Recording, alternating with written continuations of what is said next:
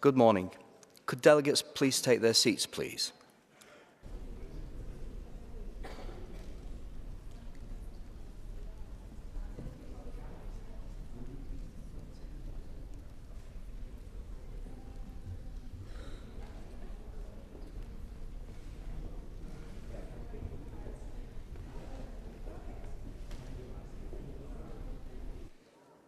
The first item of business this morning is the debate on the report titled The Protection of Children Against Online Violence, document 15954, presented by Mr. Joseph O'Reilly on behalf of the Committee on Social Affairs, Health and Sustainable Development. I call Mr. Joseph O'Reilly. You have 7 minutes now and 3 minutes at the end to reply.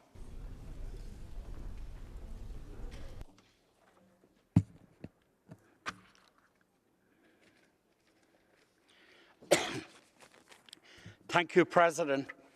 Without doubt, the Internet represents tremendous opportunities for children as a source of knowledge, a tool of communication, and a springboard of creativity. It can help open the windows of wonder for our children.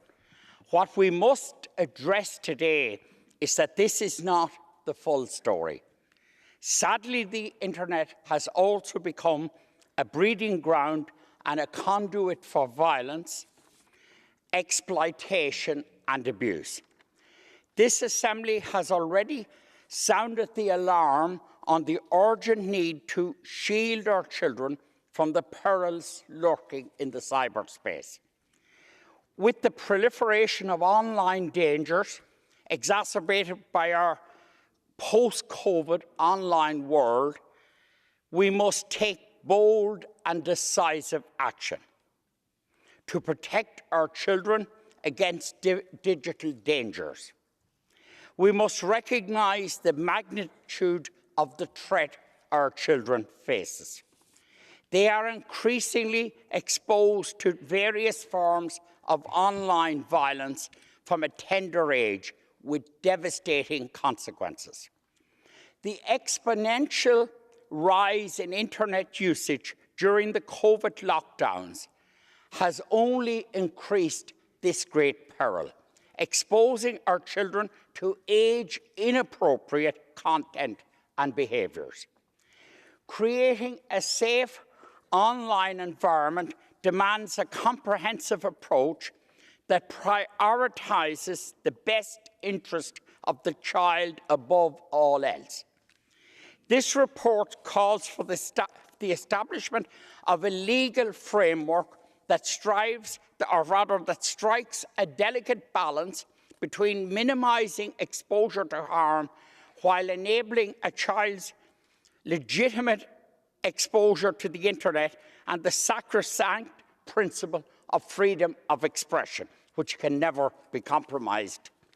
Member States must rise to the occasion and implement effective age verification measures on websites, particularly those catering for adults or publishing disturbing material. Our children's safety must take precedence over all other considerations. However, safeguarding our children goes beyond just age verification. It requires proactive measures to educate and empower both children, parents, and caregivers in navigating the digital landscape safely. By fostering a culture of digital literacy and resilience, we can empower our children to harness the full potential of the Internet while mitigating the risks posed by violence online.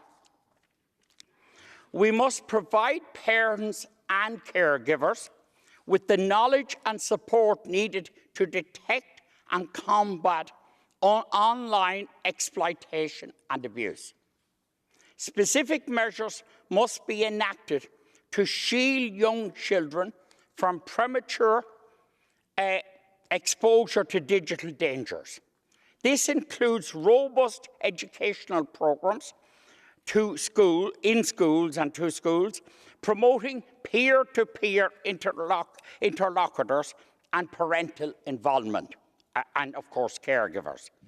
Empowering our frontline defenders, parents and caregivers is paramount to winning this battle. In our fight against online sexual exploitation, we must employ cutting-edge tools and technologies.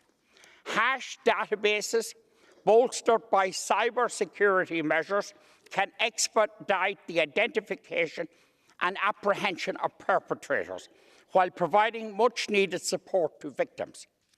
Additionally, comprehensive sexuality education covering online dating and relationships of all orientations is essential in countering portrayals of violence and promoting healthy relationships.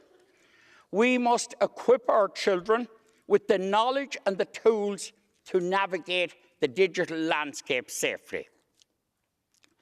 Moreover, we must work with digital companies that run the digital world. Collaboration is imperative in developing adaptable and sustainable solutions to protect children online. Where companies are acting criminally, then the full rigours of the law must be applied. It is our job as legislators to make sure those laws are in place. Tech companies must accept their responsibilities by integrating safety and privacy into their products and services. We cannot afford to let our children's mental health and safety be at the whim of Silicon Valley. International cooperation is also vital in our quest to shield children from online violence. We must urge countries worldwide to accede to international treaties and mechanisms aimed at protecting children's rights. This includes joining conventions on sexual exploitation and cybercrime, such as the Lanzarote Convention and Budapest Convention, as well as participating in Interpol and CCSE databases. The safety of our children knows no borders, and our actions must reflect that reality. The internet is a vast landscape of endless possibilities and has become an integral part of our children's lives. Yet amidst its borders, amidst its boundless possibilities, lies a dark underbelly, a realm where our children are increasingly exposed to harm and exploitation. As near autonomous actors in the digital realm, our children navigate a complex landscape fraught with risks and dangers. It's imperative that we equip them with the knowledge and skills to navigate this terrain safely. To conclude, the protection of our children against online violence is a shared responsibility, one that demands unwavering commitment and collective action. By working together, we can build a digital landscape where our children can explore, learn, and grow without harm. Our children deserve nothing less. This report seeks to create such an environment, and I will respond to amendments as they arise and to comments later at the conclusion, comments that may arise from the floor. I hope you can adopt the report and indeed follow up its adoption by ensuring that your own states, your own governments, have robust legislation and penalties in place. We must also work to ensure that our Council of Ministers gives effect to the report's recommendations. I commend the report to the Assembly and look forward to your contributions. Thank you. Thank you, Mr. O'Reilly. May I remind delegates that you have 3 minutes to speak, and I'm calling now the speakers on behalf of the political groups. The first speaker is Ms. Martinez. Ms. Martinez. please take the floor. Gracias. Thank you very much indeed, President. Our heartfelt congratulations on such a relevant and topical report. Online violence against children is a serious problem which can have devastating consequences for their emotional and psychological well-being. Young people are the group amongst the population which have had the most adverse effects on their mental health since the pandemic. New forms of online harassment, hate and violence, as well as early access to pornography, new forms of addiction on social networks and online gambling, to name but a few, mean that children and young people need proper preparation, including emotional resilience, to allow them to interact responsibly with new threats and conflicts which are inherent in the new technological and post-pandemic age. Just to give you one example, in my own country, 53% of children aged between 6 and 12 have seen pornographic content online unwittingly, and 70% of young people between the ages of 13 and 17 do consume pornography on a frequent basis. Nevertheless, parents are unaware of the fact that their children are accessing pornography online, but there are serious consequences to all of this. There's been an increase in sexual violence amongst young people, sexting and cyberbullying being real and alarming cases which must not go under the radar. That is why we must create an atmosphere of trust in which young people feel that they can talk about their personal experiences, including negative experiences on the internet. And pornography is not the only problem.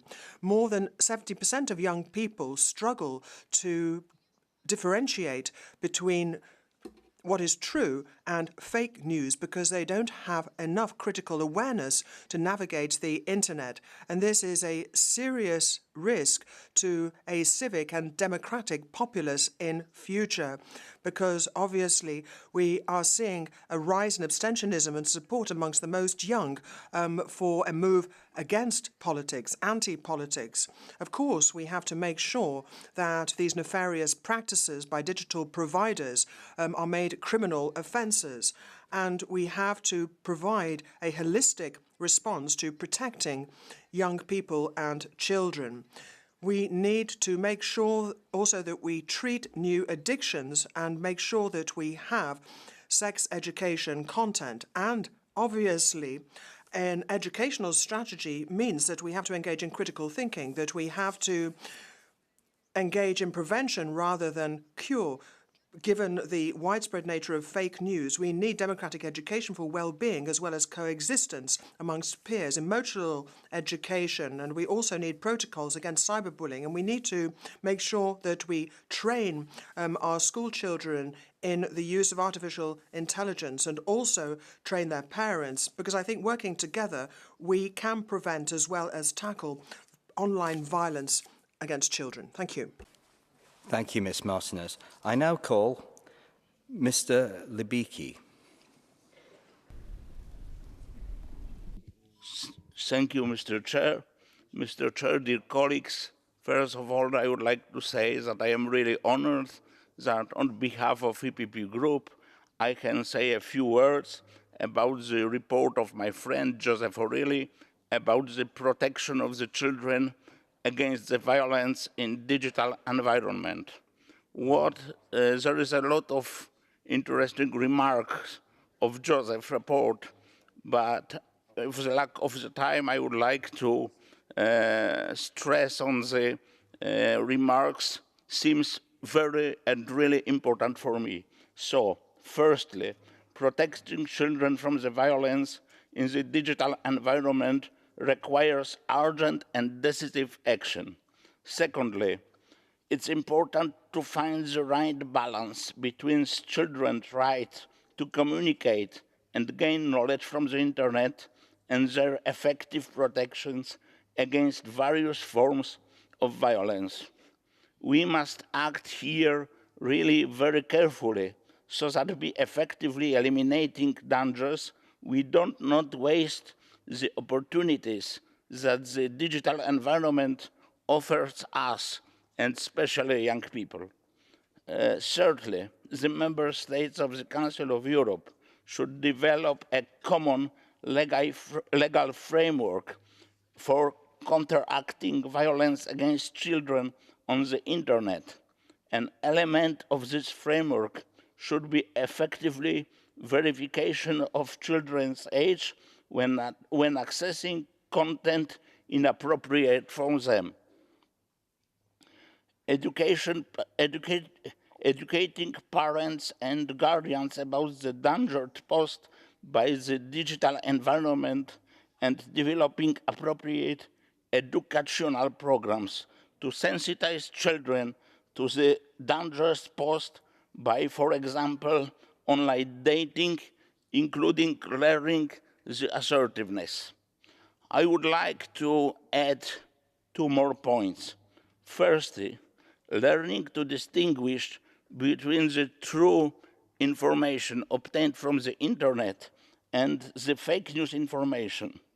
And the second issue, particularly close to me, in a special way of this defense mechanism should be taught to the children with the disabilities, because for them, I know it's from my own experience, the internet is a really great tool to equalize the opportunities, but also because of this fact, children with disabilities are even more exposed to treating content obtained from the internet even more so uncritically. Dear Joseph, I am convinced that we are at the beginning of the way to effective protection of children against violence on the internet. We are only taking the first step, and you, as the author of this report of this first step, will be remembered. On behalf of EPP Group, I want to thank you very much once again. Thank you, Mr. Chair.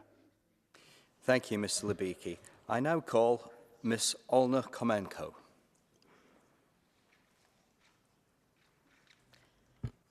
Fellow colleagues, today we are united by a common goal to ensure the digital realm is a safe space for our children, not a dangerous one.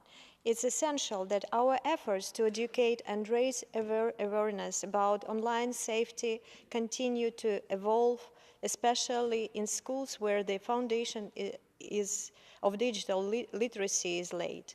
Education is the cornerstone of prevention. We must implement comprehensive programs that actively engage children, parents, and educators in understanding and navigating the complexities of the online world. These programs should focus on assertiveness, empathy, and critical thinking skills, empowering our young ones to recognize and respond to potential threats. The role of parents and caregivers is crucial. At home, guardians must be equipped not just with knowledge, but with effective tools to limit harmful exposure. The endless scrolling on platforms like TikToks, which has been criticized for worsening mental health issues among the youth, highlights a critical need for vigilance. Moreover, we must foster environments that encourage children to engage in meaningful activities beyond the digital sphere, reducing dependency on screens and promoting mental and physical well-being. Building trusting relationships that encourage open conversations about online experiences will be crucial in mitigating the risks associated with digital engagement. I would also like to stress the importance and the urgent need for cross-border cooperation to counteract child labor and sexual exploitation more effectively. It is an especially pressing issue in terms of large numbers of children who had to flee their countries because of armed conflicts and become highly vulnerable to such kinds of exploitation and abuse. Those are children of Ukraine who face displacement to the Council of Europe member states or are subject of abductions by the Russian Federation on the temporarily occupied territories of Ukraine. It is imperative, dear colleagues, that we ensure practical cooperation, for instance, by setting up databases to identify and locate children subjected to sexual exploitation or abuse, apparent perpetrators and provide child victims with the necessary psychological support and rehabilitative care. As we move forward, let us remember that the interests of the child are of utmost importance. Our actions today will determine the safety of our digital future. It is our duty and moral obligation to protect our youngest citizens from the shadows of exploitation and abuse that lurk behind the screens. Together, let us pledge to create a digital environment where children can thrive safely and securely, bolstered by education, protected by law, and supported by community committed to their well-being. Thank you, dear colleagues. Thank you, Ms. Kamenko. I now call Ms. Sonia Kasarian from Armenia. Thank you, Honorable Chair, dear reporter. First of all, I'd like to thank you as a mother of a 3-year-old girl, and then as a delegate to the PACE. Indeed, this is a very important topic to be touched up. Sometimes just a click can lead a child into the vast forest of data that will shape the kid forever. We must ensure that strong security measures within the educational system are there to protect them, while also creating a space where they can feel safe to express themselves. There is no denying that the internet offers countless opportunities, serving as a hub of information. However, it also possesses risks to mental health and opens avenues for abuse, especially when children lack proper education on its safe usage. Platforms like TikTok and Instagram changed the kid from the user into the content developer, introducing new challenges such as the misuse of AI and the potential for unwitting exposure to sexual violence. Additionally, I would like to highlight a very serious problem that I think that was ignored, the danger of photo-video filters on social media. While they seem harmless, they can profound effect on children's mental health and well-being. By promoting unrealistic beauty standards, fostering a culture of comparison, and distorting their perception of reality. As these roles involve, I mean the role of a user and the role of a content creator, we must establish a framework and legal system to not only deliver non-harmful content, but also safe spaces for children to voice up their own vision and opinions. It is indeed very, very alarming that around 80% of children across 25 countries report feeling at risk of sexual abuse or exploitation online. So I think we need to speak more about this and find the ways to overcome the challenge. Another point I would like to highlight here, when we had a discussion in ALDE, we spoke about also options for kids in Netflix and YouTube. And we, as a parents, while we thought that Netflix and YouTube created safe environment for our kids to dig into, apparently they are not safe enough, and there is a space for improvement in terms of safety. Therefore, it is essential to work with Netflix and YouTube and such organizations to maximize their benefits. Agreeing with the report, the only solution is to engage in a dialogue with children about issues like sexual abuse, violence, bullying, and suicide-related contents. It is very evident for me that the single country cannot tackle these issues and challenges alone. Therefore, I strongly believe that we need international regulations together. And of course, education and literacy are the only keys to this solution. Thank you. Thank you very much. I now call Ms. Chelenek Ozen. Dear Mr. President, honorable colleagues, thank you for this important report, and thank you to the previous speakers. The technical and informative aspects of the subject is already discussed very well. Yes, I would like to focus on another aspect of the issue. Yes, it is a very valuable virtue to be able to care about the life of someone else's child. without worrying about their social class, their ethnic identity, or their religion, and without thinking that their age, their smile, their face resembles your own child, even if you do not have a child. Because the lives of all children are precious, and all children who lost their lives worth mourning. I believe that no one who speaks here today on this subject should pass by without mentioning the children of Gaza. Otherwise, history definitely condemns and judges us. History asks, what did we talk about while children were dying in Gaza, in Rojava, in Ukraine? History asks what it means to talk about some of them for days and hours, but not mention others even with a single word, as if they were completely invisible. We should all make sure that these invisible dead children, along with history, will one day knock on our door. And as the famous Turkish poet Nazım Hikmet says, on behalf of a 7-year-old girl, it is me knocking at your door. At how many doors I have been, but no one can see me, since the dead are invisible. In November, a group of children in Gaza declared, "We have come to call as children. We call on all of you to protect us, stop the death. We want life, we want peace, we want the murderers to be brought to justice. We want medicine, we want food, we want education, we want life.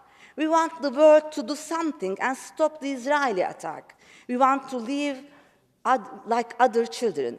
I would like to say that we hear them. I want to say that we continue to see these children, even some of them are no longer alive. The issue of protecting children from online violence is closely and inextricably linked to the issue of protecting children in real life. It isn't possible to protect children in a world full of violence, conflict, and war.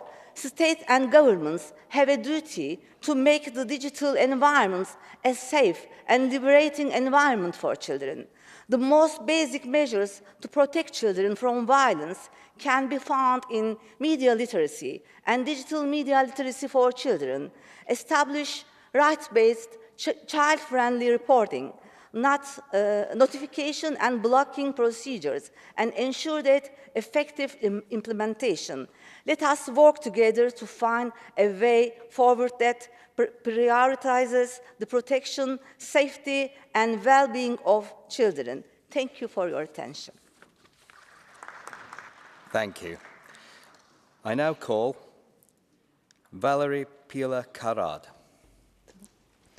Merci, Monsieur le Président. Thank you very much, President, colleagues, Rapporteur. The protection of children against online violence is one of the priorities of our Social Affairs Committee, and I would like to warmly thank Mr. Joseph O'Reilly for the important work that he has done on this report. As a mother of 3 who are taking the first steps independently on the internet, I feel very much concerned by this topic, and I am awaiting concrete action so we can protect our children. The report on the protection of children against online violence encourages us to put in place a comprehensive legal framework with a view to protecting children in the digital environment. Given the multiplication of dangers on the web and the emergence of new forms of online violence, we need to apply a balanced approach in order to reduce the exposure of children to harm, online harm, without encroaching on the possibilities that internet could represent for children. In the framing of any policies and measures, it's the best interest of the child that must prevail. The draft resolution invites member states to put in place a comprehensive legal framework with at least an obligation to effectively verify the age of children when they visit websites, in particular those providing products or content not destined for children, so that we have measures similar to those that apply in the offline world. Children are more and more often and increasingly earlier exposed to online pornography, a phenomenon that was accentuated during the pandemic, which led to an increased use of smartphones on the part of young people. Those who provide websites have to be held accountable for the content that they host, and they need to moderate that content in a proactive way through special detection tools or specially trained units. But of course, we need to support and raise awareness among parents and those who look after children, because very often they're unaware of how to detect exploitation, abuse, or online violence, and they need to be given the means to enable them to react. As parents, we're quickly overwhelmed by the speed with which online offers are being made. We need to ensure comprehensive sex education, including the issue of online meetings or relations. We need to protect children from all exposure to pornography, given its known effects on behavior and development. Studies, for example, have shown that the consumption of pornography correlates significantly with an increase in both verbal and physical aggression. If we wish to enhance the protection of our children, we need to associate all stakeholders, children, parents, persons looking after children, teachers, web providers, but states too need to work together in order to draw up measures and policies that seek to protect our children. Thank you. Thank you. I now call Mr. Francesco Verducci. Grazie, Presidente. Thank you very much, President. President, allow me to say that I think it is most important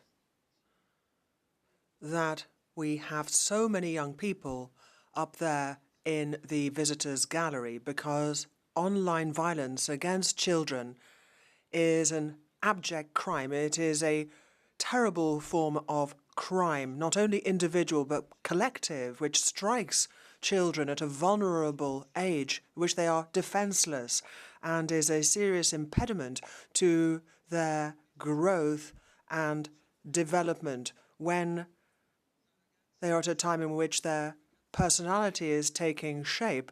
The fact that so many children worldwide are exploited sexually under the age of 18, and in virtually all cases there is some kind of online aspect to that exploitation.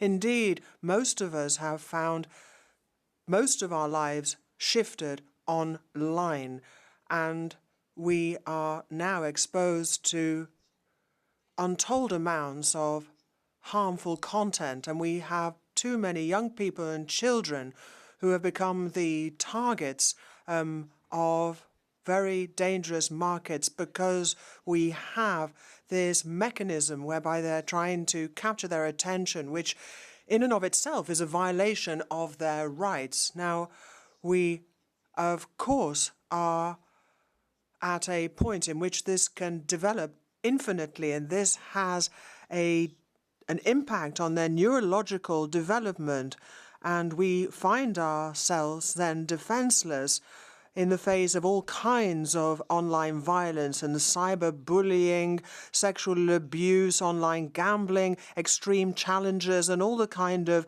violence dynamics which push children into a spiral of exploitation, self-doubt, and self-harm. And the trauma is absolutely massive. And this violence remains secret. They can't tell anyone. They can't tell their parents or their friends. And this, I think, has led us to underestimate the phenomenon at a time at which we have a duty as a matter of urgency to draw up a stringent and clear code of conduct for platforms. And at the same time, we must affirm this right of children and young people to happiness, and make sure that we try and avert the improper use of technology. And I think that we ought to be availing ourselves of these new technologies, AI even, which is said to be decisive in preventing just these kinds of abuses and phenomena.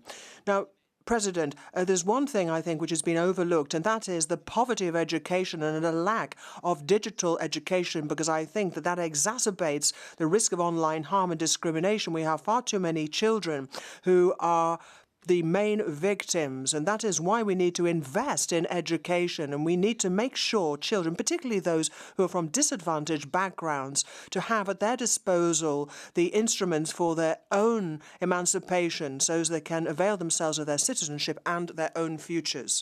And I now call Mr. Georgios Simantis.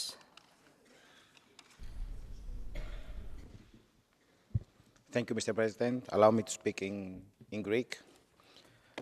Είναι πολύ σημαντικό σήμερα που κλείνει αυτή η ολομέλεια. Thank you, President. At the close of this plenary session,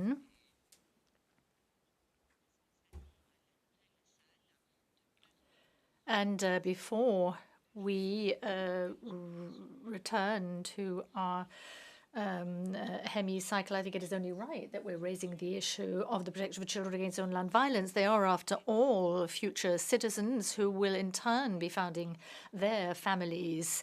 So it is very right that we're speaking out on this subject. Mr. Verducci talked about poverty, and I think rightly so. Because poverty is the beginning when talking about phenomena such as this. And I think we need to be working together with parents, educating parents when it comes to the online environment. And I think we need to give society the tools that are required. I think we need to ensure a better quality of life. And I think we need to be talking about solidarity. Before I became a parliamentarian, I was involved with looking after Ukrainian children arriving in Greece. And I think what we need to do is create conditions to enable children to have a safe access to internet so that they're not going to be exploited as a result of their vulnerability or the fact that they find themselves in a foreign country. So I am glad that this report sends a strong message to our leaders when it comes to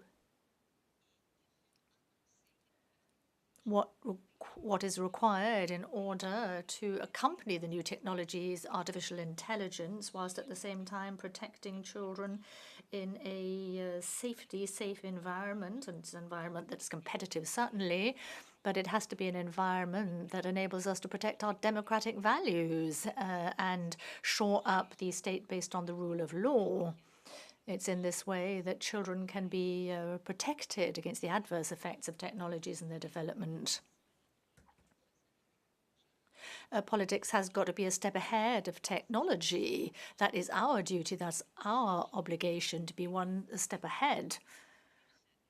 But I think we need to lay down the ground rules so that all can grow up in an environment which is safe and one of well-being. Jean.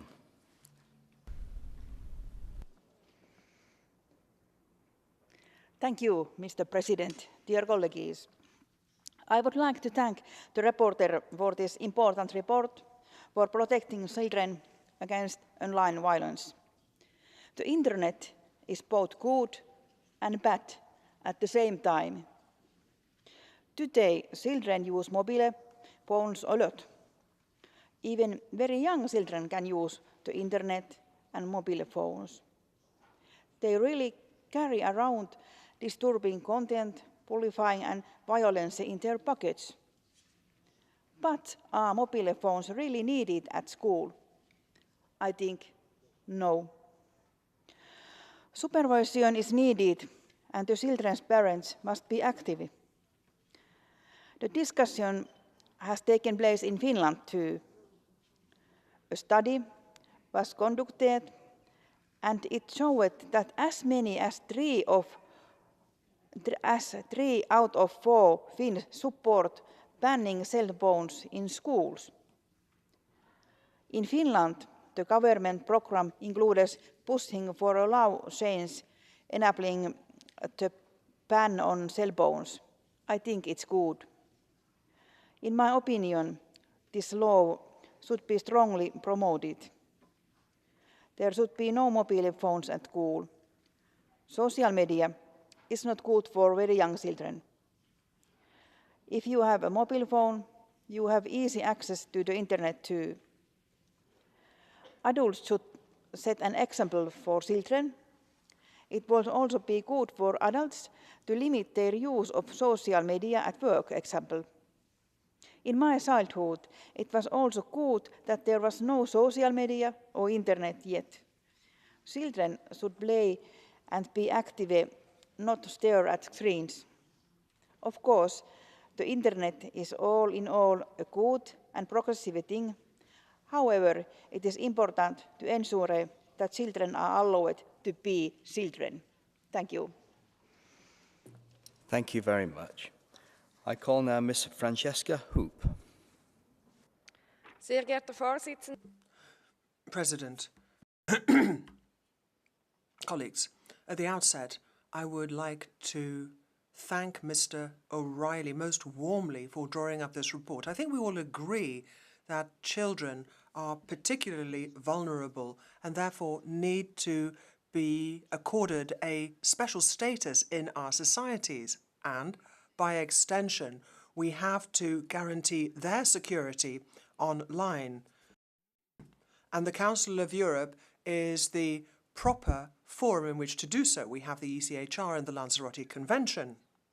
Now, the Convention on Artificial Intelligence, which in all likelihood will be adopted by the forthcoming session of the Committee of Ministers in May, will be a step in the right direction. I hope that as many states as possible ratify it, but complying with the legal framework will be just as significant. Online platforms, including social media, bear particular responsibility. Harmful content must be taken down, and content must be competently moderated, and certainly such content must not then be transferred any further, particularly not to our children, and companies should be held to account for any breach of these rules. Thank you. Thank you. I now call Ms. Gwen Boniface. Honourable colleagues, online activities are borderless, and the resolution in Mr. O'Reilly's report rightly insists on the importance of international and cross-border cooperation in protecting children from online violence.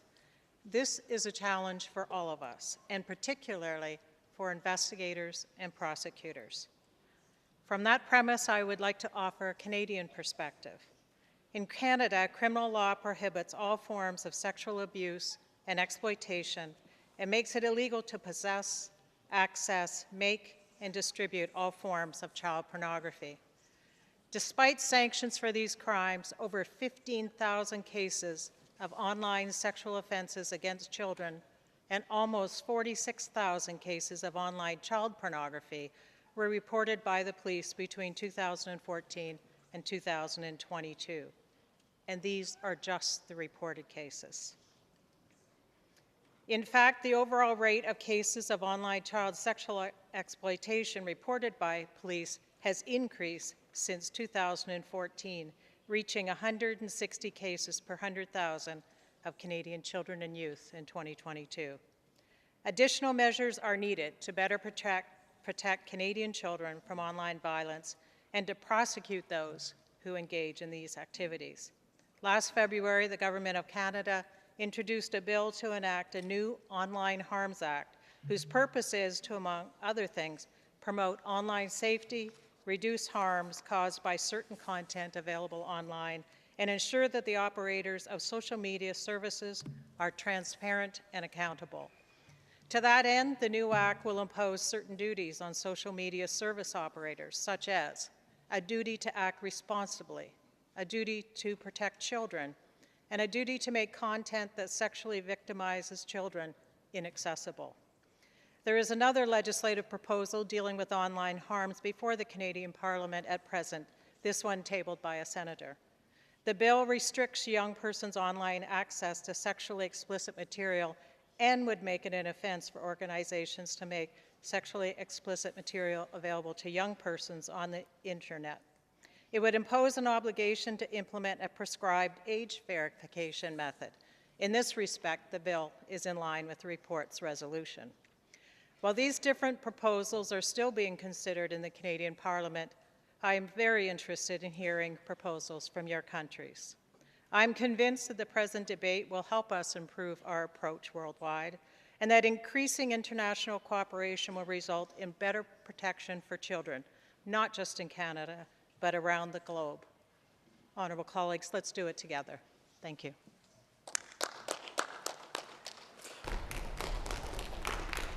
Thank you. I now call Mr. Kamelchuk. Thank you, dear Chairman, dear colleagues. Thank you, Mr. Joseph O'Reilly, for this important report. It's evident that our collective goal is to ensure the effective protection of children online. This requires a comprehensive approach involving all stakeholders: state, the technology sector, parents, and children themselves. We must transition from a continuum of online violence to one of the robust protection, always prioritizing the best interest of the child. We acknowledge that achieving full safety online is a gradual process, especially as technology advances. Therefore, we must continuously review and adapt our measures to address new challenges. The beginnings with updating national legislation and align with human rights standards, including robust protection for children online and proper age verification on websites. Moreover, awareness-raising campaigns and digital literacy initiatives are crucial for empowering children and their caregivers. We must harness the potential of advanced technologies, including artificial intelligence, to enhance prevention, detection, and removal of harmful content. As children's online engagement grows, so too must our efforts to safeguard them. The Council of Europe is poised to lead in the invader, drawing on its expertise and child rights and technology-related legal frameworks. I urge the Assembly to recommend that Member States review and update their legislation, collaborate with relevant stakeholders, and addresses emerging threats such as harmful deepfakes. Furthermore, the Committee of Ministers should prioritize online child protection on its work and strengthen cooperation with the technology industry. It's imperative that we foster collaboration not only among member states, but also with all relevant stakeholders, especially the technology sector. Child-friendly support system must be created to provide a safe haven for children navigating the online world. Furthermore, we must remain vigilant against emerging forms of online violence, including the insidious threat of harmful deepfakes, and develop strategies to counter them effectively. Let us unite in our commitment to protect the most vulnerable among us and ensure that every child can explore the digital realm with confidence and security. Thank you. Thank you, Yuri. I now call Ms. Pelin Yilik. Thank you, Mr. President. Dear colleagues, I would like to thank the rapporteur for his report, which highlights important points concerning protecting children against online violence. The internet is the most widely used communication tool in the world, and it is estimated that 1 in every 3 internet users is under 18. While the internet offers many opportunities for children to access information, it also presents its unique challenges and threats. As stated in the report, risks and threats that children may be exposed to on the internet have been classified into 4 categories: content, contact, conduct, and commerce or contract. These are known as the 4 C's of online safety. Dear colleagues, families are the first line of protection for children and young people generally. But given that all families are not equally equipped to manage this task, here I would like to talk also about advertising activities that may pose a danger to children as a kind of commerce risk. Advertising activities for children and young people is a multi-billion-dollar industry. The advertisements that children encounter in the digital space are generated by algorithms and includes many innovative persuasive communication activities. On the other hand, violence against children is a pervasive phenomenon that knows no political, cultural, economic, nor technological boundaries. The boom in information and communication technologies over recent decades has brought completely new ways of establishing and maintaining relationships. This is a very normal everyday reality for many children and young people, and an exciting possibility for the rest.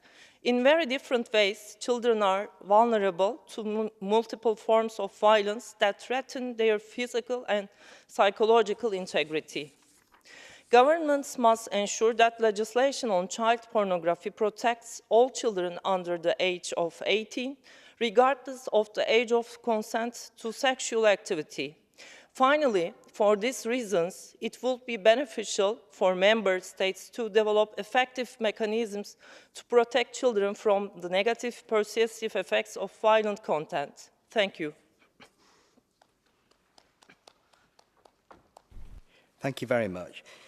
Can I now call Ms. Nicole Hurst?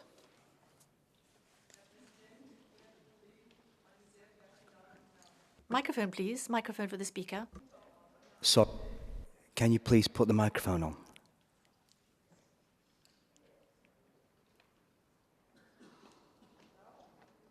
Understand me now? Okay, sorry. Herr Präsident, werte Kollegen. President, colleagues, ladies and gentlemen, internet is multicolored. It's a world that functions according to its own rules. You can travel, see wonderful things, and learn a lot of fascinating things. But it's also a very dark, dangerous place, and you have to learn how to navigate it. Even for adults, it's not straightforward to be able to grapple the wealth of information, impressions, and to integrate all that into reality. Fake news, manipulation, brainwashing are dangers that internet brings with it alongside crime.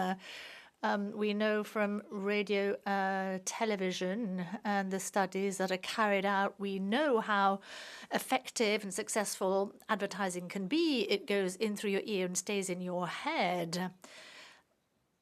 And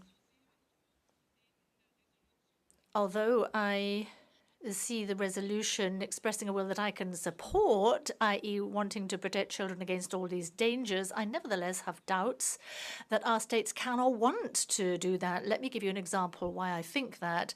A group of various scientists set itself the aim in Germany to look at misinformation on various forms of sexuality in the public broadcasting sector.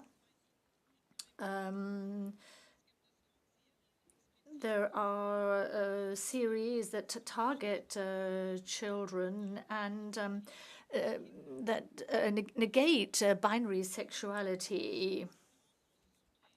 Or things like how you make a pornographic film, or all about anal sex, or dubious figures on sort of hate-filled LGBTQI hostile society. This is a form of grooming and abuse of children. How can we allow this? I think it's a contradiction of treaties or agreements entered into between the media and the state authorities. So for these reasons, I have little confidence or hope that states can indeed provide a solution. The only ones who, as I see it, can really resolve the issue, were they to be sufficiently informed, are parents, educators, teachers, in order to make children resilient, competent socially, but also mentally and physically healthy.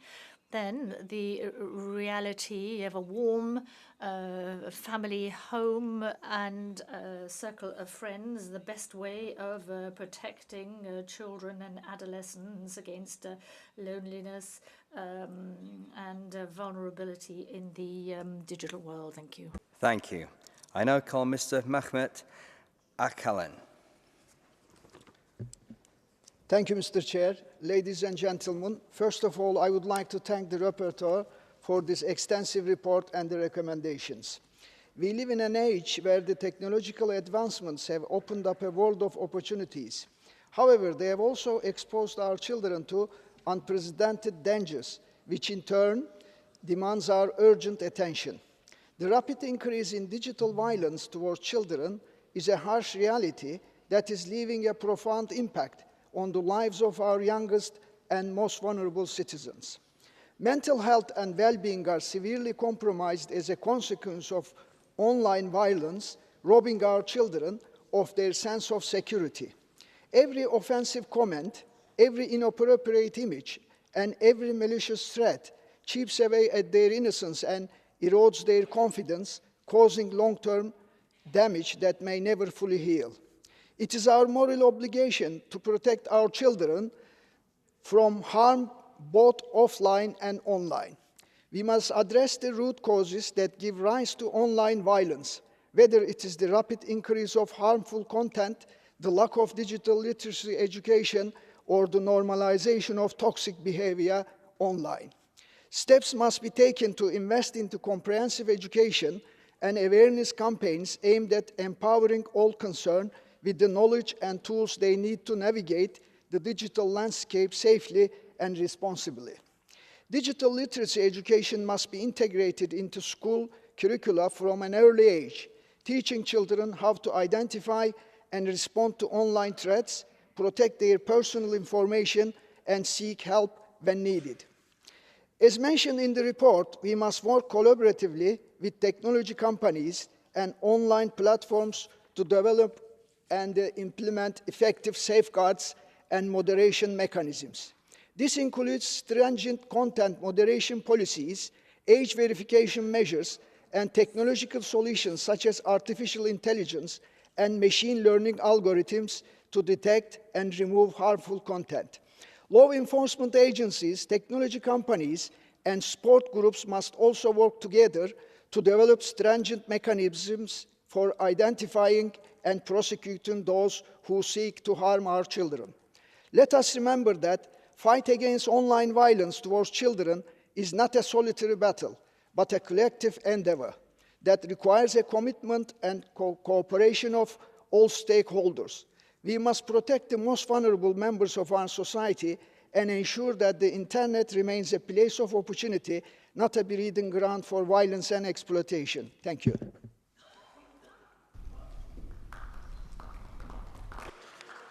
Thank you.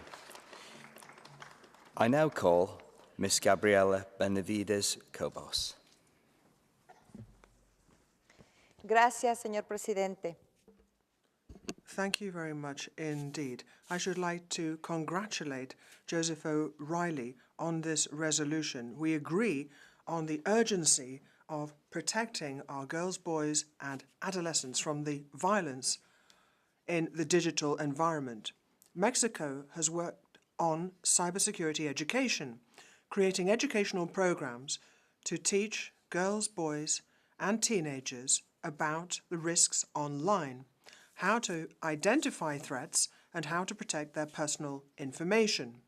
And also, it contains measures to prevent cyberbullying and grooming, including the promotion of safe online behaviours and awareness of how to report situations of bullying or abuse, how to protect your personal data, as well as guaranteeing measures to protect children's and adolescents' privacy online, assuring that their personal information is safe. And, along with other countries, Mexico has made this a specific issue. On the 7th of November 2023, members of the Senate, along with representatives of technology firms, signed the National Pact for the Cybersecurity of Girls, Boys and Adolescents, in which parties committed to preventing, combating and educating about those crimes to which these sectors of the population are vulnerable when browsing the internet or using social media or apps. And we agree that this is of crucial importance. Safe browsing is so important because between 80 and 94% of young people between the ages of 12 to 17 in Mexico have access to it, and 25% of them have experienced some form of cyberbullying. Furthermore, surveys show that this population group is more vulnerable to other risks such as data theft, fake news, and so-called sexting, in which suggestive images are shared or viewed. And that is why we must redouble our efforts and bring in all branches of government, academia, and the private sector and civil society to combat digital crimes, as well as to try and investigate their negative impacts and make sure that we can manage them appropriately. There are several bills before the Senate to regulate the internet, artificial intelligence, and cyber security. We already have the federal law on the protection of personal data held by private parties, and we need to extend the comprehensive legal framework in that area. And we, of course, will have regard to the Artificial Intelligence Convention. This is something that is a responsibility for us as parents as well as the state. Thank you. I now call Ms. Irina Konstanchevich. Dear President and colleagues, protection of children against violence in digital environment is the issue that definitely requires the greatest attention and immediate actions, especially under the circumstance of the current war in its different forms. Today, children in online space are not passive information recipients, but the most active participants. They widely use digital technologies in their everyday lives and for education. Development of effective guarantees regarding violation of children's rights online, for example, violence against children, in particular sexual and psychological one, and cyberbullying, that is the matter of paramount importance in the modern globalized world. In the meantime, the real lives of Ukrainian children are accompanied by even great threats and challenges. Russia Federation is insidiously carrying out their operation not only the battlefield, but also online. Children are in their biggest focus. Unfortunately, Ukrainian experience proves that occupants find ways how to receive important data with the help of children in order to attack Ukraine. To take a photo of a site or a military facility or critical infrastructure in exchange for virtual prize or digital money, that's how activities of Russia Special Services are disguised as an ordinary internet game or internet quest for Ukrainian children. They also involve Ukrainian children to massive false reports of mining of schools, public authorities building, implementing the ways of influencing them, such as communication via social network, different channels and game platforms, mobile service, etc. Ukraine is comprehensively working on identifying the violation of children's rights online and preventing violence in digital environment. The Cyber Police Office Ombudsman of Ukraine are working to promptly identify suspicious children's channels in social network and the internet.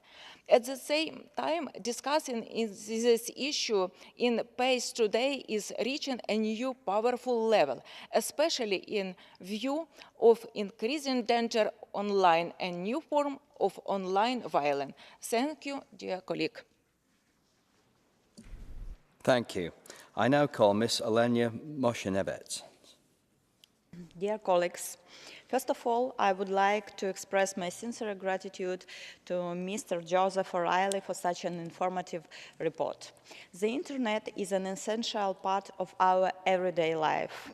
It is a powerful tool with opportunities for children development, which unfortunately has become the largest environment for bullying. Every click is a challenge that threatens a happy childhood. New and unpredictable risks are constantly growing. 1 in 6 teenagers has been a victim of cyberbullying.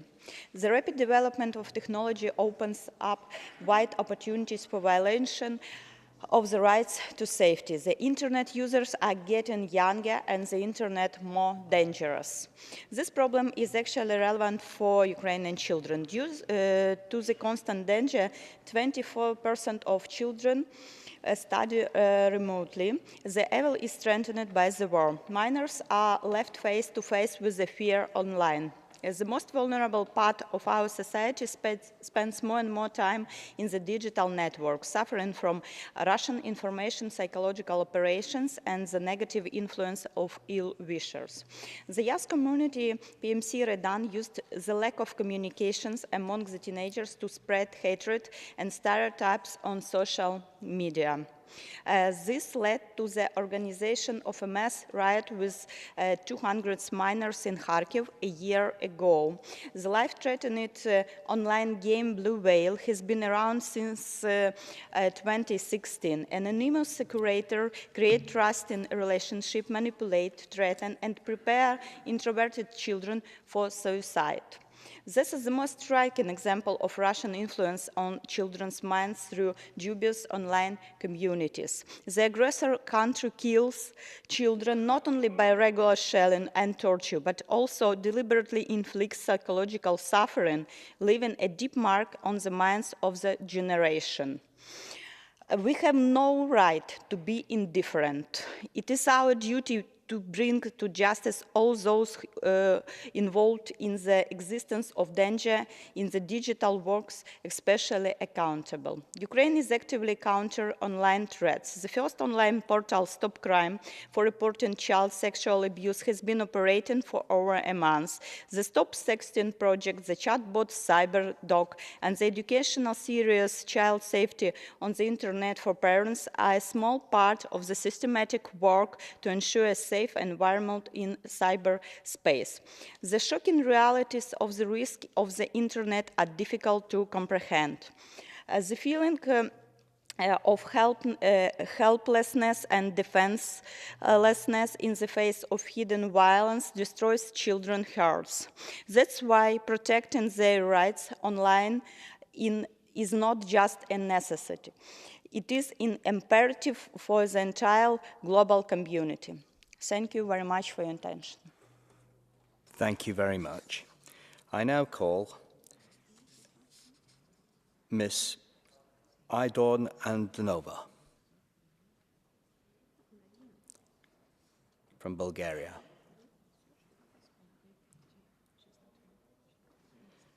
Next speaker is Mr. Tishik from Ukraine. Mr. President, dear colleagues, dear participants, today I would like to address you on an important and relevant topic, the protection of children against online violence. The Internet plays a huge role in the children's lives. It is a source of learning, entertainment, and communication. However, along with many positive aspects, it also conceals threats, including violence. Today, officially, 25% of Ukrainian children are sexually abused and exploited online. Especially in times of war, protection children from online violence becomes an even more urgent task. Unfortunately, war provokes an increase in virtual and real violence, especially among the most vulnerable members of society, children. During military operation, children become particularly vulnerable to the harmful effects of the Internet. They become targets of cyberbullying, hostile propaganda of violence, and influenced by extremists and terrorist groups. In addition, the war leads to the spread of fake news and disinformation, which jeopardize the safety of children in the virtual space. In 2012, Ukraine ratified and Lanzarote Convention of the Council of Europe. We are bringing national legislation aligned with European standards, and much has already been done in the direction. In investigation crimes, our cyber police and and all law enforcement against work closely with European countries. They constantly undergo training abroad, share experiences, and keep in touch with Interpol and the relevant European structures. In accordance with international standards, our legislation has been imagined to provide that sexual crimes against children should be considered by the courts out of turn. Now all conditions are being created to ensure that the interrogation of children is also carried out in accordance with European requirements. In times of war, we must join forces even more to protect the youngest in the virtual space. The joint work of parents, teachers, and government institutions, NGOs, and the international community will create a safe and supportive environment for the development of our children, even in the most difficult times.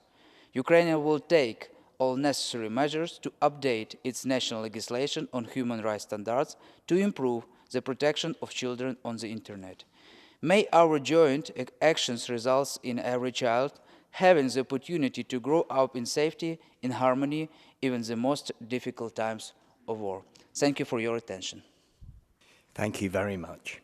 I now call Ms. Bilozia. Thank you, Mr. President.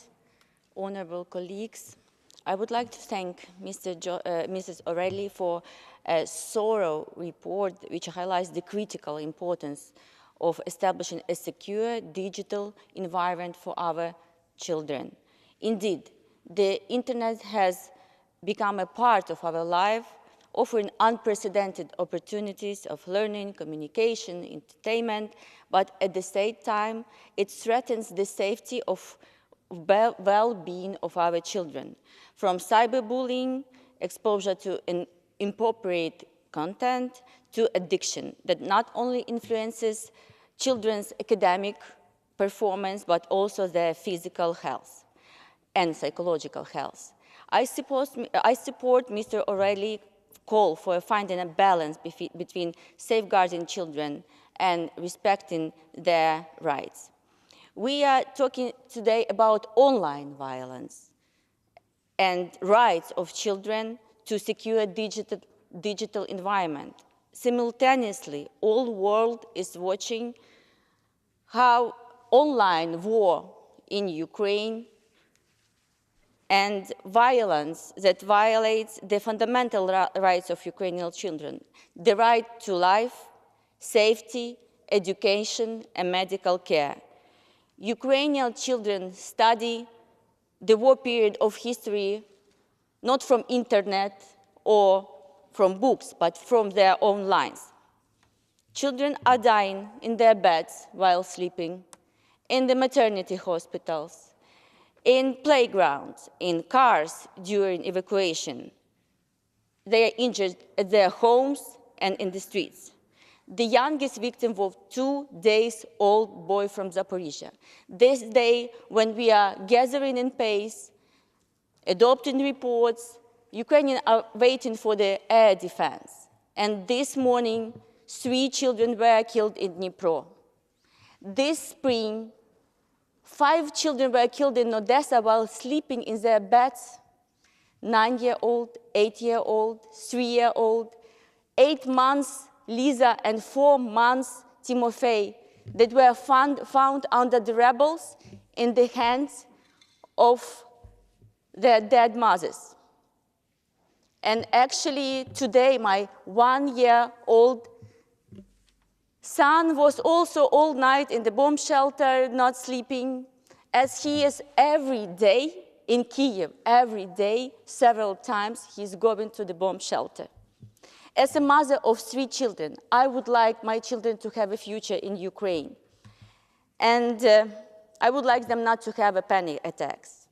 But Russia has broken the childhood of Ukrainian children who are dramatized from one degree of another. Dear friends, I call you to work together at international and national level to protect children's rights, to create a societies where children can thrive, express themselves, and participate fully in the digital and real world while being protected from war, harm, and genocide. Thank you for attention. Thank you, Larissa. Roberto Juan Moya Clemente is next. Thank you, President. Esteemed colleagues and dedicated advocates for the well-being of our global youth, it is an honor to stand before you today to address the urgent issue of online violence against children. In this digital era, where technology has erased borders and transformed our way of living, learning, and connecting, we are faced with a paradox of profound implications. The internet, a vast expanse of knowledge and opportunity, has also become a dark and perilous frontier for our children. The statistics are alarming. The National Center for Missing and Exploited Children received in 2022 over 32 million reports of suspected child sexual exploitation, illustrating a significant and heart-wrenching increase from the previous year. Moreover, the Internet Watch Foundation's efforts in the same year unveiled more than 375,000 reports suspected of containing child sexual abuse imagery, verifying nearly 200,000 URLs as conduits of such unspeakable harm. But let us remember, these are not mere numbers. Behind every statistic is a child, a life marred by trauma, a future cast under the shadow of exploitation.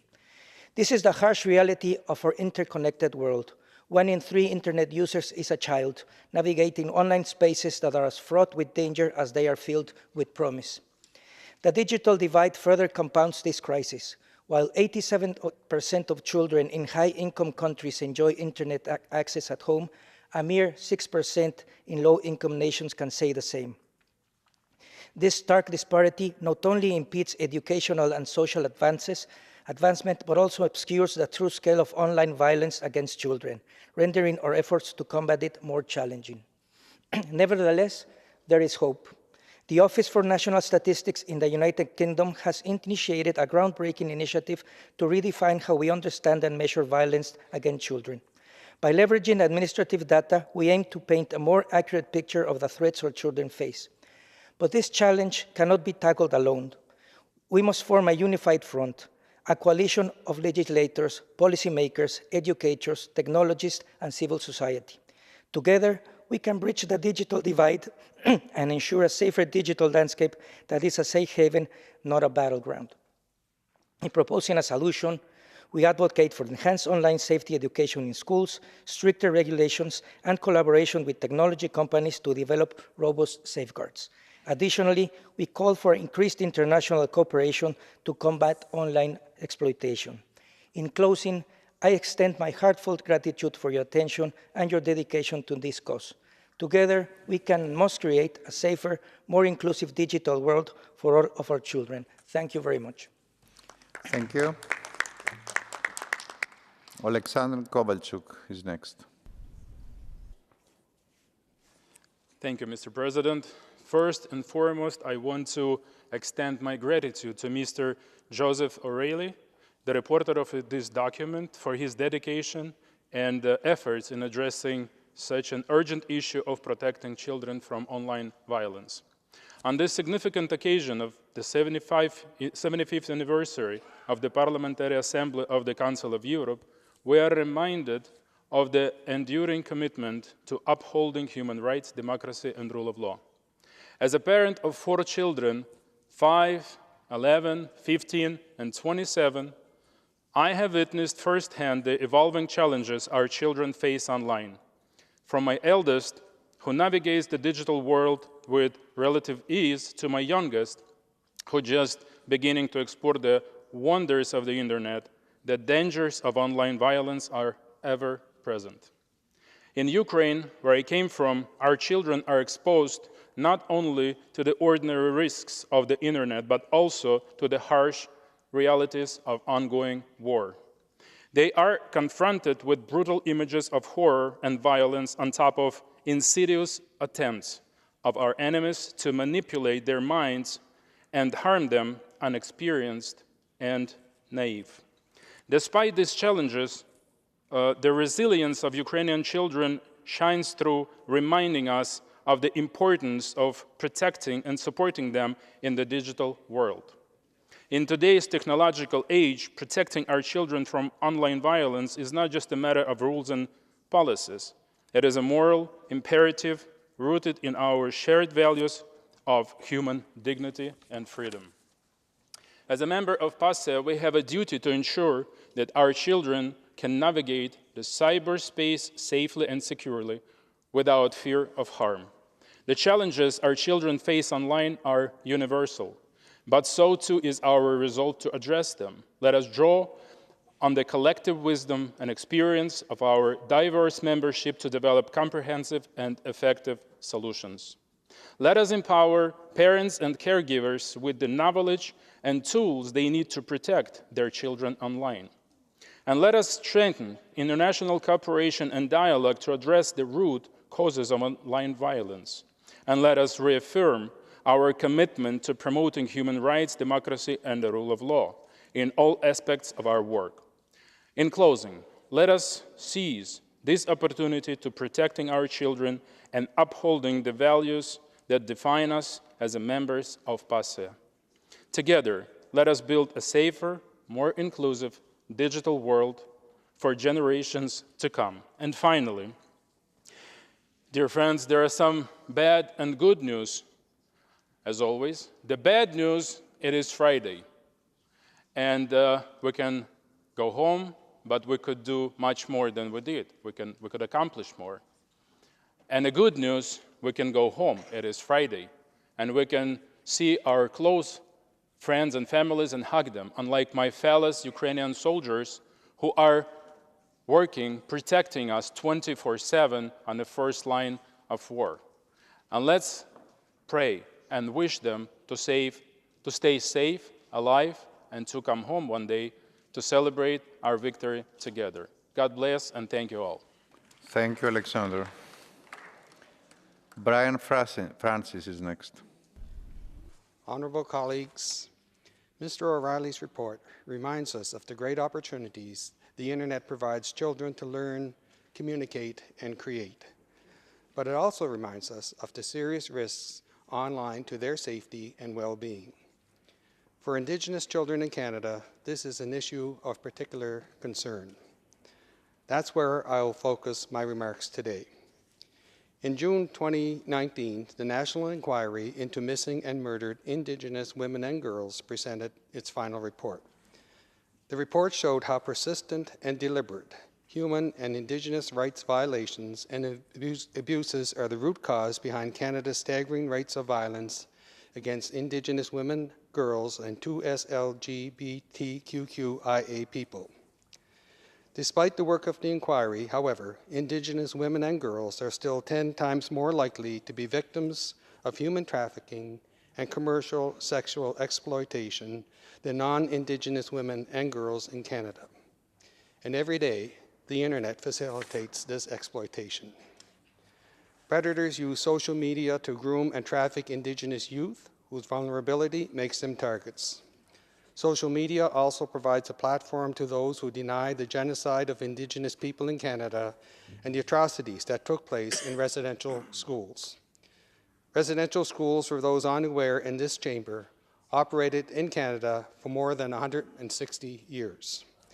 They promoted racist assumptions about the inferiority of Indigenous ways of knowing and being. They deprived more than 150,000 Indigenous children of their culture and the love and care of their families. They subjected them to neglect and horrific abuse. And we are still finding unmarked graves where Indigenous children were buried. But this is not history. The last residential school only closed in 1997. After decades of fighting to be heard, believed, and supported, however, online hate and disinformation campaigns distort the facts. They prevent wounds from healing.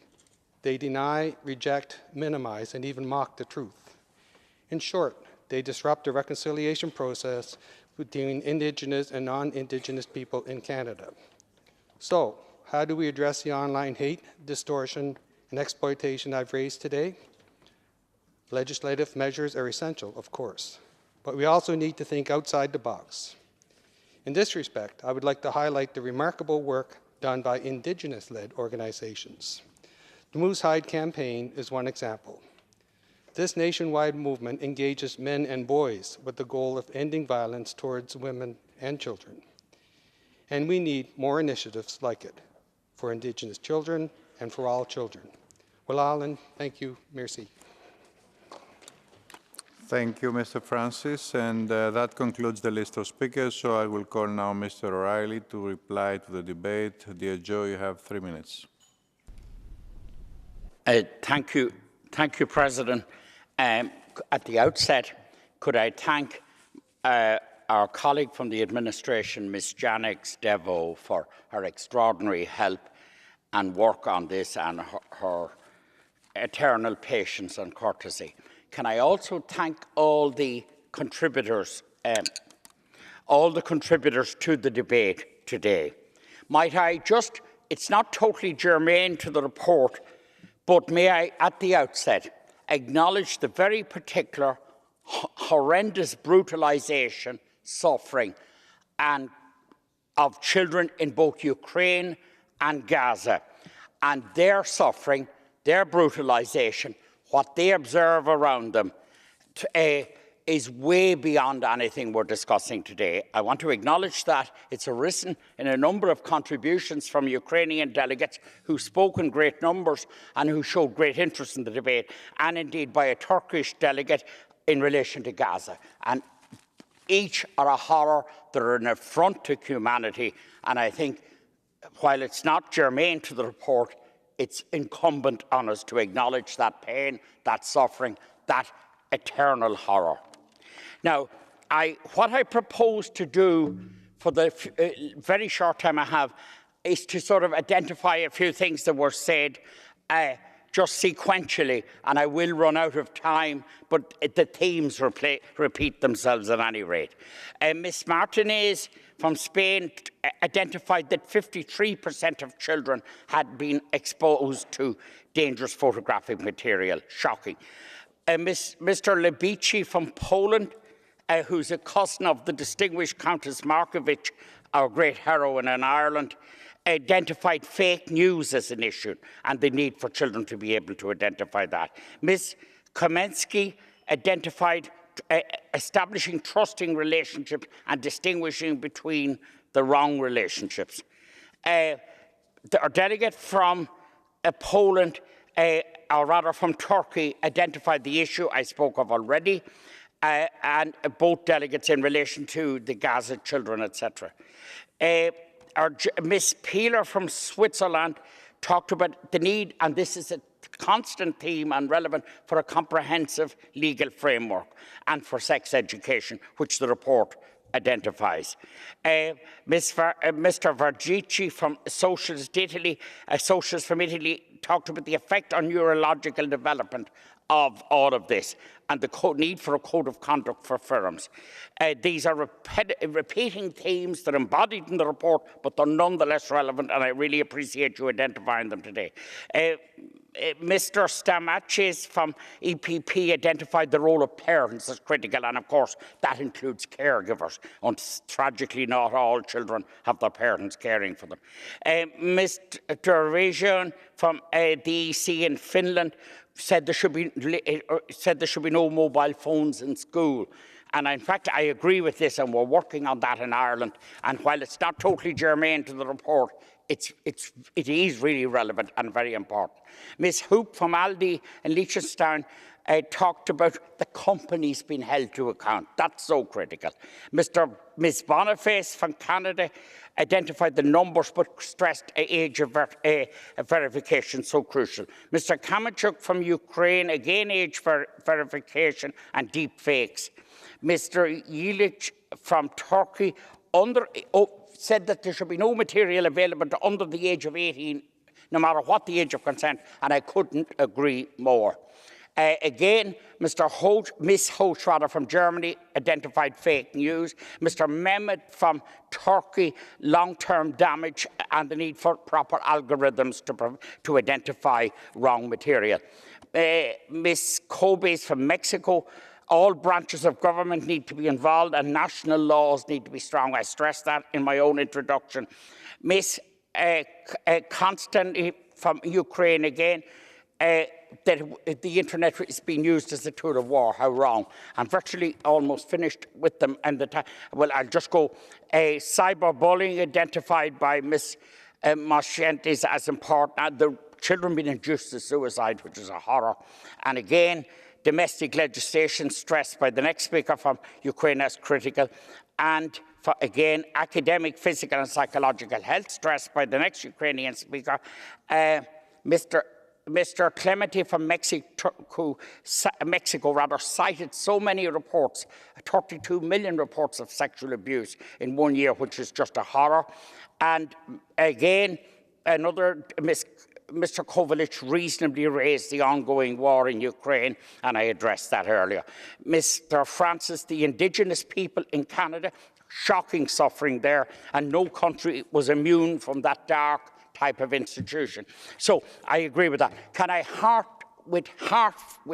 give heartfelt thanks to people for staying on a Friday, for speaking in such numbers and such representative people from every delegation. So I'm very grateful, and every party. I'm grateful for that, and I think it was a good debate, and I think we will, I hope we'll achieve the passing of the report and consequent actions. Thank you. Thank you. Thank you, Joe. I will call now Mr. Frides as a representative of the Committee on Social Affairs, Health and Sustainable Development to take the floor. Dear Olympia, Pierre-Alain, you have 3 minutes. Merci, Monsieur le Président. Thank you, President. Violence against children is a recurrent problem in our societies, and that is also the case of online violence. There are 3 main reasons explaining why this report is relevant. Firstly, the increasing dangers on the internet, children increasingly exposed to online violence at a very early age. And the increased use of internet and digital tools, in particular during the pandemic, COVID-19 and lockdown, led to overexposure of children to content and behavior that's inappropriate to their age. Smartphones, there's no denying, have become a new vector when it comes to their online lives, with the increasing risk of being faced with violence. The second reason why this report is topical has to do with new forms of online violence, with in particular the phenomenon which is referred to as deep fake porn. And the third reason is that the physical and psychological repercussions on children are dramatic indeed. Children should not be left to grapple with overwhelming emotions alone. I think the report looks in detail at the problems when talking about exposure of children to screens and therefore violence. The rapporteur talked about the difficulties in striking a balance between protection of children and other competing rights. The Assembly needs to recall that the best interest of the child must prevail when it comes to the framing and implementation of any measures or policies. The report suggests putting in place a comprehensive legal framework, and there are 3 measures that I feel are absolutely essential. We need to reduce premature exposure of children to a digital environment, in particular very young children. There should be a compulsory, mandatory age verification system on websites that provide products or content that is not destined for children. And we should be banning sexual or pornographic deepfakes or audio-video recordings that are made using artificial intelligence. It is a problem that comes under the authority of the Lanzarote Committee. To conclude, I hope that the report will reinforce the protection of children, a priority for this Assembly. I'd like to thank the rapporteur for his in-depth work and also colleagues who have participated in the debate this morning. And I'd like to thank you in advance for your support as we proceed with the votes. Thank you, Pierre-Alain. The Committee on Social Affairs, Health and Sustainable Development has presented a draft resolution, the protection of children against online violence, document 15954, to which 6 amendments have been tabled. And the draft recommendation, document 15954, to which no amendments have been tabled. The amendments to the draft resolution will be taken in the order in which they appear in the compendium. I remind you that speeches on amendments are limited to 30 seconds. I understand that the Committee on Social Affairs, Health and Sustainable Development wishes to propose to the Assembly that amendments 2, 3 and 4 to the draft resolution, which were unanimously approved by the Committee, should be declared as agreed by the Assembly. Is that so, Mr. Frides? Oui, c'est le cas. Yes, that is the case. Does anyone object? No. As there is no objection, I declare that amendments 2, 3, and 4 to the draft resolution have been agreed. I call Mr. Ion Groza to support Amendment 1. You have 30 seconds.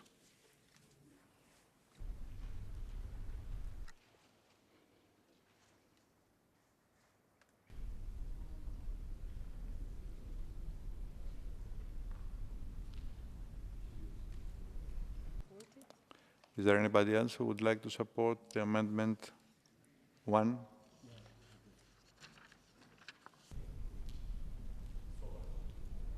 What is the position of the committee? Okay, yes, please. Dear colleagues, I want to present this amendment. I think it's totally in the spirit of this report, and I want you to support it because in the previous amendments 2, 3, and 4, we just have this concrete object that we now have at this amendment in order to be approved. Thank you. Thank you, Mr. Soboliev. Does anyone wish to speak against the amendment? Yes, please.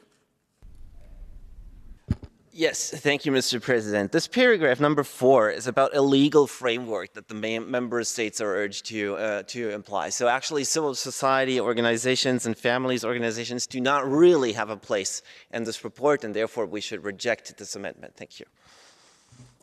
Thank you. What is the opinion of the committee on the amendments? La commission était en faveur. The committee is in favor. A majority of the committee. Okay. I shall now put the amendment to the vote. The vote is open.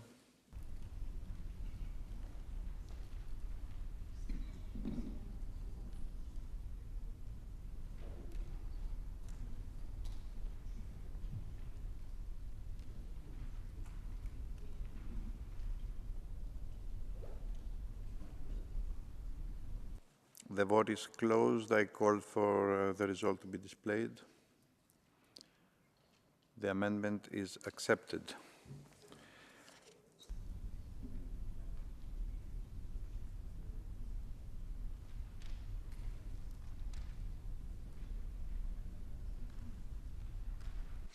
I call now Mr. Ion Groza to support amendment number 5. Is Mr. Groza in the room? Who else would like to support amendment number 5? What is the opinion of the committee, Mr. Frides? La commission a proposé un sous-amendement. The committee has proposed a sub-amendment which I can now move.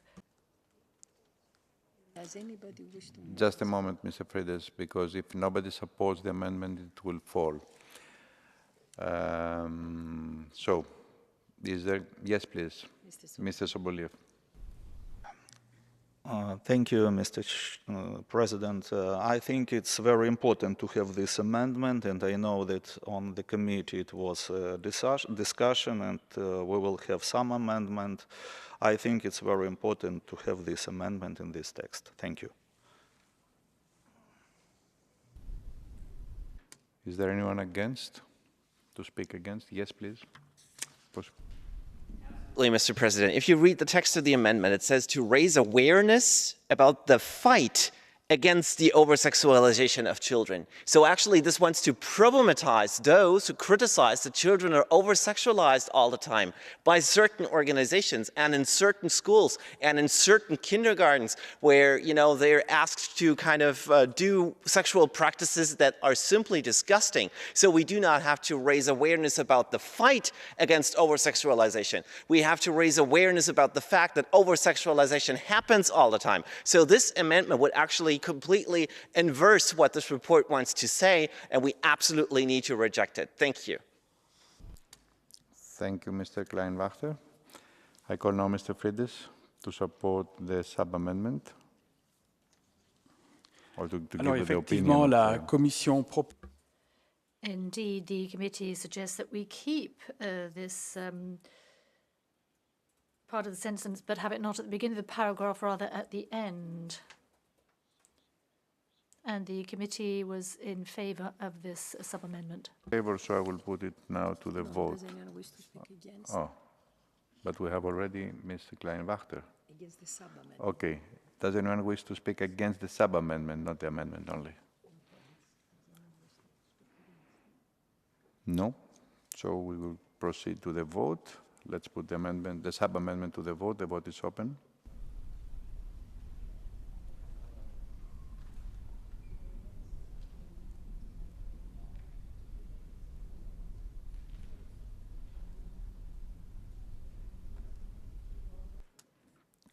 The vote is closed. I call for the result to be displayed.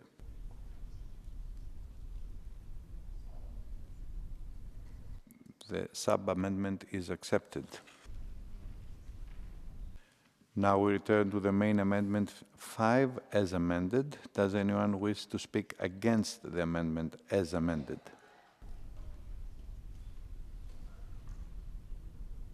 What is the opinion of the committee? Bien entendu, favorable. Of course, we're in favor. I shall now put the amendment as amended to the vote. The vote is open.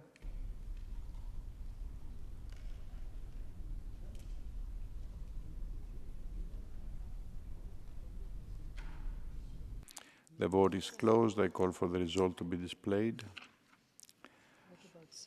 The amendment is accepted.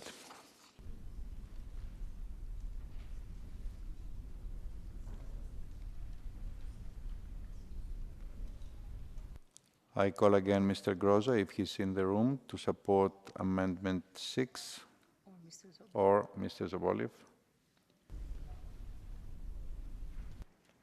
Dear colleagues, I want you to support this amendment because the link between these two definitions, it's very important and it's a soil of this report. Thank you.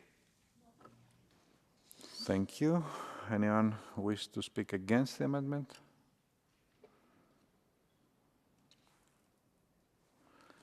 No. What is the opinion of the committee? La commission était contre. The committee was unanimously opposed to the amendment. I shall now put the amendment to the vote. The vote is open.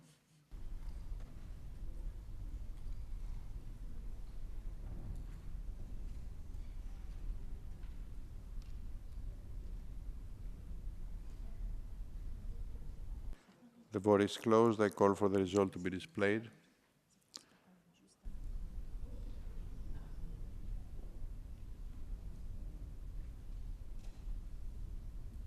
The amendment is rejected. Amendment 6, it was not the one that is rejected. We will now proceed to vote on the draft resolution contained in document 15954 as amended. A simple majority is required. The vote is open.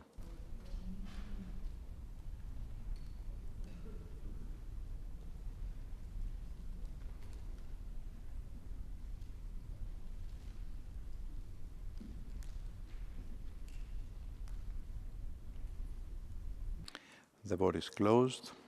I call for the result to be displayed.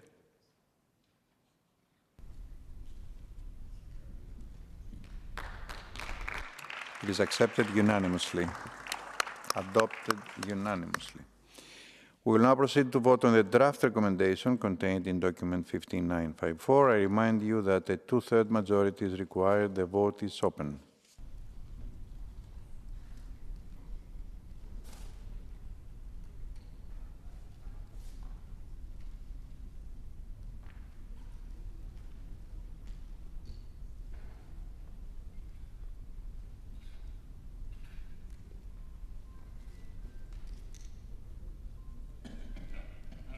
The vote is closed. I call for the result to be displayed.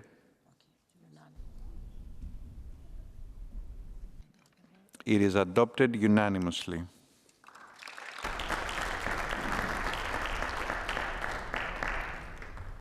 Dear colleagues, the next item on today's agenda is the continuation of the debate on the progress report of the Bureau at the Standing Committee, document 15959, addendum 3.